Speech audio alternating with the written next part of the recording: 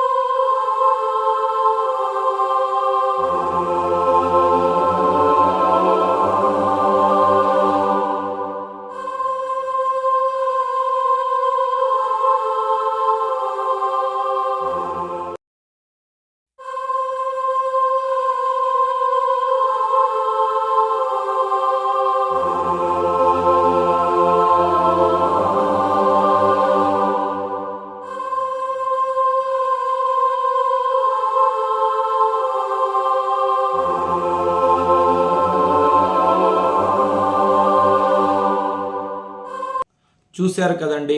అసలు వీళ్ళని ఏమనాలి? వీళ్ళను తిట్టాలా, కొట్టాలా? వీళ్లకు ఎలా బుద్ధి చెప్పాలి? ఆ చిన్న రంధ్రంలో మనం పడతామా లేదా అని కూడా ఆలోచించకుండా మోక్షం వచ్చేస్తుంది, దురై అని దూరేస్తున్నారు. కొంతమంది ఆడవాళ్ళనైతే చీర పట్టుకొని ఒకరు బయటకు లాగుతున్నారు, రవిక పట్టుకొని ఒకరు బయట లాగుతున్నారు, కొంతమంది జుట్టు పట్టుకొని బయటకు లాగుతున్నారు. ఒక ఆవిడైతే గుండు ఆవిడ, అసలు ఆవిడ లోపలికి దూరడానికే కుదరడం లేదు. ఆవిడకేదో ఆరాటం. గుండు కొట్టించుకున్న ఆవిడైతే అసలు ఆ రంధ్రంలో దూరలేక ఎంతో కష్టపడి దూరుతుంది. ఆవిడ భగవంతుణ్ణి చూడడానికి వెళ్ళిందో తెలీదు, ఆ రంధ్రంలో దూరడానికి వెళ్ళిందో తెలీదు. ఆ రంధ్రంలో దూరితే మోక్షం వచ్చేస్తుందని ఏ మహానుభావుడైతే ప్రచారం చేశారో ఆయనకు ఒక పెద్ద నమస్కారం అండి. మోక్షం అంత సులభంగా వస్తుందా అండి? ఇప్పుడు హిమాలయాల్లో ఎంతోమంది ఋషులు చలికి వణుకుతూ ఎంతో కష్టపడుతూ అసలు ఆహారం తీసుకోకుండా వాళ్ళు తపస్సు చేస్తుంటే వాళ్ళకే మోక్షం రావడం లేదే. మనం ఇన్ని పూజలు, ఇన్ని వ్రతాలు చేస్తూ, భగవద్గీత చదువుతూ, భగవన్నామ స్మరణ చేస్తూ, సాధ్యమైనంత వరకు దాన ధర్మాలు చేస్తూ ఉన్నాం. మనకు కూడా మోక్షం వస్తుందో లేదో గ్యారంటీ లేదు. ఇవేవి చేయక, అంటే పూజలు చేయక, వ్రతాలు చేయక, సత్కర్మ చేయక, దాన ధర్మాలు చేయక, ఏవి చేయకుండా అక్కడ అరుణాచలంలో వెళ్ళి ఆ రంధ్రంలో దూరి బయటకు వచ్చేస్తే మోక్షం వచ్చేస్తుందా? అలాగైతే ప్రపంచంలో ఉన్న వాళ్ళందరూ కూడా ఒకసారి అరుణాచలం వెళ్ళి ఆ రంధ్రంలో దూరితే సరిపోతుంది కదా. మనకి ఈ పూజలు ఎందుకు, ఈ వ్రతాలు ఎందుకు, ఈ భగవద్గీత ఎందుకు, మంత్రాలు ఎందుకు? అసలు చెప్పే వాళ్ళకైనా బుద్ధి ఉండాలి, వినే వాళ్ళకైనా బుద్ధి ఉండాలి. ఎందుకు చెప్తున్నానంటే ఈ మధ్యనే ఒక వ్యక్తి ఆ రంధ్రంలో దూరాడు. ఆయన హార్ట్ అటాక్ పేషెంట్ అంట. ఆయనను బయటికి తీసుకొని రావడానికి ఒక ఇద్దరు ముగ్గురు లాగి ఎంతసేపటికి రాకపోతే ఆ తర్వాత కాస్త ధైర్యం తెచ్చుకొని జోరుగా లాగారు. బయటకు వచ్చిన తర్వాత ఆయన గుండె ఎక్కువ కొట్టుకొని ఆయన అక్కడే చనిపోయాడు. ఇలా ఒక ఇద్దరు ముగ్గురు చనిపోయారంట, వార్తల్లో కూడా వచ్చింది. అయినా అరుణాచలంలో ఉన్నటువంటి ఆ దేవాలయం ట్రస్ట్ వాళ్ళు ఆ మోక్ష మార్గాన్ని క్లోజ్ చేయడం లేదు. అసలు ఎందుకు క్లోజ్ చేయకుండా అలాగే పెట్టేశారో అర్థం కావడం లేదండి. ఇప్పటికైనా అరుణాచలం దేవాలయం వాళ్ళు తప్పకుండా జాగ్రత్తలు తీసుకోవాలి. అక్కడ ఎవరూ వెళ్లకుండా ఒక కంచైనా ఏర్పాటు చేయాలి, లేకపోతే ఒక గ్రిల్లు ఏర్పాటు చేయాలి. ఎందుకంటే పూర్వకాలంలో సన్నగా ఉండేటువంటి వాళ్ళు, కష్టపడేటువంటి వాళ్ళు, ఆహారం మితంగా తీసుకునేటువంటి వాళ్ళు, అప్పుడున్నటువంటి ఋషులు వాళ్ళందరూ కూడా ఆ మోక్ష మార్గంలో దూరి బయటకు వచ్చేసేటువంటి వాళ్ళు. కానీ ఇప్పుడు మన శరీరాలు కాస్త పెద్దగా ఉన్నాయి కదా, బాగా తిని కొవ్వు బాగా పెంచాం మనం ఆ మోక్ష మార్గంలో దూరలేకపోతున్నాం. ఎవరో దూరుతుంటారు సన్నగా ఉండేవాళ్ళు, అరేరే వాళ్ళకి పుణ్యం వస్తుంది, వాళ్ళు మోక్షానికి వెళ్ళిపోతారు, వాళ్ళు సరాసరి కైలాసంలో శివుడి దగ్గరికి వెళ్ళిపోతారు. మనం దూరకపోతే శివుడికి కోపం వస్తుందేమో, మన పాపాలు తొలగవేమో, ఏదో ఒక రకంగా మనం అందులో దూరి బయటకు వచ్చేస్తే మన పాపాలన్నీ తొలగిపోయి మనము కైలాసంలో శివుడి దగ్గరికి డైరెక్ట్గా వెళ్ళిపోతామనే ఆశతో అందరూ దూరుతున్నారు, ప్రాణాలు పోగొట్టుకుంటూ ఉన్నారు. ఇది ఎంత బాధాకరమైనటువంటి విషయం అండి. ఒక మనిషి ప్రాణము అనేది ఎంత విలువైనదండి. ఒకసారి ప్రాణం పోతే మళ్ళీ మనం తెచ్చుకోగలమా? తెచ్చుకోలేం కదా. ఈ మధ్యనే హైదరాబాద్లో సంధ్యా థియేటర్లో రేవతి గారు సినిమా చూడడానికి వెళ్ళి ఆ తొక్కిసలాటలో చనిపోయారు. ఇప్పుడు వాళ్ళ కుటుంబం పరిస్థితి ఏమిటి? పిల్లలు అనాథలైపోయారు. భర్త ఇంకొక పెళ్లి చేసుకోవాలి, పెళ్లి చేసుకుంటే వచ్చిన ఆవిడ ఆ పిల్లల్ని బాగా చూసుకుంటుందో లేదో తెలియదు. కొడుకు కూడా అన్కండిషన్లో ఉన్నాడు. కాబట్టి వాళ్ళ కుటుంబమే నరకమైపోయింది కదా. ఇలా అరుణాచలంలో కూడా ఈ మోక్ష మార్గంలో దూరి ప్రాణాలు కోల్పోతే కుటుంబంలో మనల్ని నమ్ముకున్న పిల్లలు ఏమవుతారు, మన కుటుంబ సభ్యులు ఏమవుతారు? ఒకసారి ఆలోచించాలి. భగవంతుడి సన్నిధానానికి మనం ఎందుకు వెళుతున్నామండి? శ్రద్ధాభక్తులతో భగవంతుడిని దర్శించుకోవడానికి వెళుతూ ఉన్నాం. అరుణాచలంలో ఉన్నటువంటి అరుణాచలేశ్వరుడు శ్రద్ధాభక్తులతో పూజిస్తే, అక్కడ కూర్చొని ధ్యానం చేస్తే మనకు మోక్షం ఇవ్వడా? ఆ రంధ్రంలో దూరితేనే మోక్షం ఇస్తాడా? ఒకసారి ఆలోచించండి. యూట్యూబ్లో ఒక మహానుభావుడు గురువు ఉన్నారు కదా, ఆయన వీడియో చేసి యూట్యూబ్లో అప్లోడ్ చేశాడు. ఆ తర్వాత ఈ రంధ్రములో దూరడం ఎక్కువైపోయింది. పూర్వము అరుణాచలం వెళితే భగవంతుడిని దర్శించుకొని గిరి ప్రదక్షిణ చేసుకొని వచ్చేసేటువంటి వాళ్ళు. ఈ అరుణాచలం సిరీస్ అని చేసి ఈ బొక్కలో దూరండి, టోపీ అమ్మను దర్శించుకోండి, చలం సమాధి దగ్గర దీపాలు వెలిగించండి. ఆయన వీడియోల మీద వీడియోలు వదిలేశాడు. ఇక ఆ వీడియోలు చూసిన వాళ్ళందరూ అరుణాచలంకి వెళ్ళి ఆయన చెప్పిన ప్రకారమే చేస్తూ ఉన్నారు.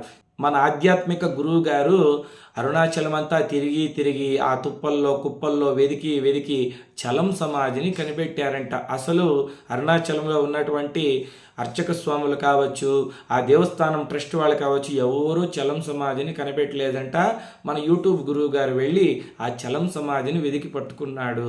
ఇప్పుడు ఆ చలం సమాధి దగ్గర చుట్టూ పూల మొక్కలు నాటేసి ఒక ఉద్యానవనంలా చేసేశారు. అక్కడ వెళ్ళి దీపాలు వెలిగిస్తూ ఉన్నారు.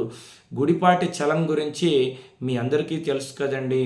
స్త్రీలు ఎలా లేచిపోవాలి అని పుస్తకాలు రాసింది ఆయనే. ఆయన పుస్తకాలు రాసిన తర్వాత ఎంతోమంది స్త్రీలు సంసారం చేసుకునేటువంటి వాళ్ళు పక్కింటి వాళ్లతో లేచిపోయారు.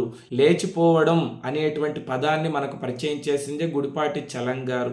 ఎందుకంటే ఉన్నది ఒక జీవితము, ఒక భర్తతోనే ఎప్పుడూ గడపాలా, సంతోషంగా గడపాలి అని చెప్పి నవలలు రాసి సమాజాన్ని చెడగొట్టి చిట్ట చివరి దశలో రమణ మహర్షి ఆశ్రమానికి వెళ్ళి అక్కడ కొంతకాలం గురువు గారికి శుశ్రూష చేసి అక్కడే చనిపోతే ఆయన దేవుడైపోతాడా? అయినా కూడా ఆయన సమాధిని ఎందుకు పూజించాలి? అక్కడ దీపాలు ఎందుకు వెలిగించాలి? ఒకసారి మనం ఆలోచించాలి. ఇక టోపీ అమ్మ విషయానికి వస్తే, మన యూట్యూబ్ గురువు గారు అక్కడికి వెళ్ళకముందు ఆవిడ మనశ్శాంతిగా ప్రశాంతంగా గిరి ప్రదక్షిణ చేసుకుంటూ ఏదో ఆవిడ పని ఆవిడ చేసుకుంటూ ఉండేది. మన గురువు గారు అక్కడ కూర్చొని ఆవిడ దగ్గర కాఫీ తాగి ఆవిడకి నమస్కారం చేసుకొని ఆవిడ శరీరంలో నుండి అద్భుతమైనటువంటి పునుగు జవ్వాది కస్తూరి లేపనములు సువాసనలు వస్తున్నాయి, ఆవిడ అవధూత, ఆవిడను దర్శించుకోండి, ఆవిడికి నమస్కారం చేసుకోండి అని చెప్పిన తక్షణమే ఇక ఉన్నారు కదా మన వెర్రి భక్తులు, అరుణాచలానికి వెళ్ళిన తక్షణమే అరుణాచలేశ్వర స్వామి ఎక్కడున్నాడో అవసరం లేదు, అసలు రమణ మహర్షి గారి ఆశ్రమం అవసరం లేదు, టోపియం ఎక్కడుందో చూడండి అని ఆవిడకు వెంటపడి ఆవిడ పాదాలకు నమస్కారం చేసి ఆవిడకు బలవంతంగా టిఫిన్ ఇచ్చి ఆవిడ విసిరి ముఖం మీద కొడితే దాన్ని తీసుకొని తిని ఆవిడ కాఫీ తాగి పారేస్తే ఆ పారేసినటువంటి లోటాన్ని కళ్ళకద్దుకొని దాన్ని తీర్థంగా సేవించి ఆవిడ కొడుతూ ఉంటే పాన్పరాకు వేసి ముఖం మీద ఉమ్మేస్తూ ఉంటే ఆవిడ వెంటపడి ఆవిడకి పసుపు కుంకుమలు పూసి ఆవిడ తలలో పూలు పెట్టి ఇంకా కొన్ని రోజుల్లో ఆవిడ్ని లేపేసి ఒక సమాధి కట్టేసి టోపియమ్మ సమాధి అని అక్కడ కూడా దీపాలు వెలిగించేసి ఇక అక్కడ కూడా పూజలు ప్రారంభించేసి దాన్ని ఒక ఆశ్రమంగా చేసేస్తారు. అసలు మనం ఏం చేస్తున్నాం, ఎటుపోతున్నాం అనేటువంటి కనీస జ్ఞానం ఎవ్వరికీ కూడా లేకుండా అయిపోయింది. కాబట్టి ఇప్పటికైనా మారండి. ఆ రంధ్రంలో దూరితే మోక్షం వచ్చేస్తుంది అనేటట్లయితే చీమలు, దోమలు, గబ్బిలాలు అన్నీ కూడా దూరుతున్నాయి కదా. మనం అక్కడ దూరకపోతే శివుడు వచ్చి శూలంతో పొడిచి చంపేస్తాడా? ఒకవేళ అక్కడ దూరి మనకేమైనా అపాయం జరిగిందనుకోండి, ప్రాణాలే పోయిందనుకోండి, మన కుటుంబం వీధిన పడదా? అప్పుడు మనం నింద భగవంతుడి మీద తోసేస్తాం. అరుణాచలంకి వెళ్ళాము, అక్కడ భగవంతుడు ప్రాణం తీసేసుకున్నాడు, మాకు అరుణాచలం వెళితే అచ్చిరాదు, అసలు దేవుడే లేదు, దేవుడే కనుక ఉండుంటే ఆ దేవుడు మమ్మల్ని రక్షించకపోయేవాడా, మా ఆయన ఆ మోక్షరంధ్రంలో దూరి చనిపోయాడు, అసలు భగవంతుడే లేడు, మా అమ్మ ఆ మోక్షరంధ్రంలో దూరి చనిపోయింది, అసలు భగవంతుడు మమ్మల్ని రక్షించలేదు అని భగవంతుడి మీద నీలాపు నిందలు వేసేస్తారు. పరమేశ్వరుడేమొచ్చి ఆ రంధ్రంలో దూరమన్నాడా అండి? దూరకపోయినా పర్వాలేదు, అరుణాచలేశ్వరుని శ్రద్ధాభక్తులతో పూజించండి, నమస్కరించండి, కుదిరితే గిరి ప్రదక్షిణ చేయండి. అక్కడ రమణ మహర్షి ఏ సాధన చేశారో దాన్ని గుర్తించండి, అక్కడ ధ్యానం చేసుకోండి, ప్రశాంతంగా రండి. అంతేగాని ఇటువంటి పిచ్చి పిచ్చి పనులు ఏ హిందువు కూడా చేయకూడదు. మన ఛానల్ సభ్యులందరికీ అవగాహన కలిగించడం కోసం మాత్రమే ఈ వీడియో చేస్తున్నాను. లోకా సమస్తా సుఖినో భవంతు. స్వస్తి.